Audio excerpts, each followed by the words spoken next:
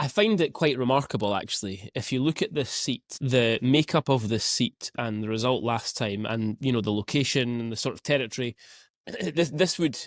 It's inconceivable that in England this seat would be won by the incumbent. And, you'd have obviously a huge reform element. It's probably the sort of seat in England that reform would win relatively straightforwardly. But in a Scottish context, here's why I find it pretty fascinating, is that you've got the SNP having been in power for, at this point, 18 years. 18 years. 4 elections won already. And having gone through a pretty torrid time over the last 3 or 4 years in particular, I genuinely cannot think of anywhere else in the democratic world where the incumbent would win this by-election.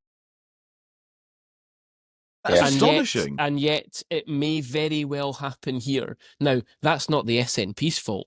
Well done to them for managing to continue to achieve this all the time. But if the SNP win this by-election, every opposition leader should stand in front of the mirror and say, what on earth is going on here? Yeah. I mean, Andy raises a really, really interesting point. The laws of political gravity seem not to apply to the SNP in many ways. But I suppose a bit of word of caution around all this. The SNP are performing better, I think, since John Swinney and Kate Forbes have come in. And I think we all accept that. But they're not, setting the heather alight.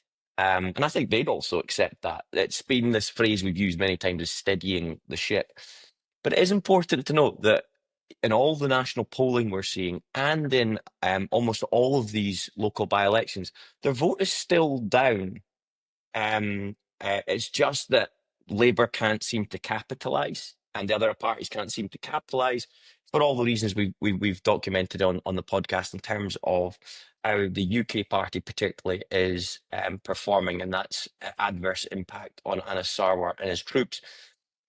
And so I get a sense that there's not people running the polls saying "Mon the SNP" right now. I still don't get that sense of enthusiasm. It's just that they're certainly not doing it for Labour either. And the reform thing Nigel Farage will come and visit this constituency. There's going to be a bit of a popcorn moment in the run-up to this by-election. I sense it's going to be a huge moment because Nigel Farage will want to prove that he can take a significant chunk of the vote in Scotland ahead of 2026. He'll want to set a marker down and use this as a way to kind of raise the profile and attract more people to his cause. I expect John Swinney to be actually opposing him.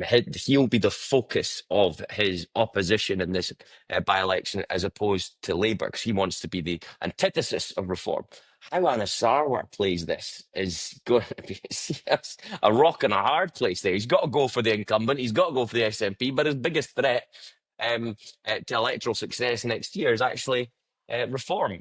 Really intriguing stuff.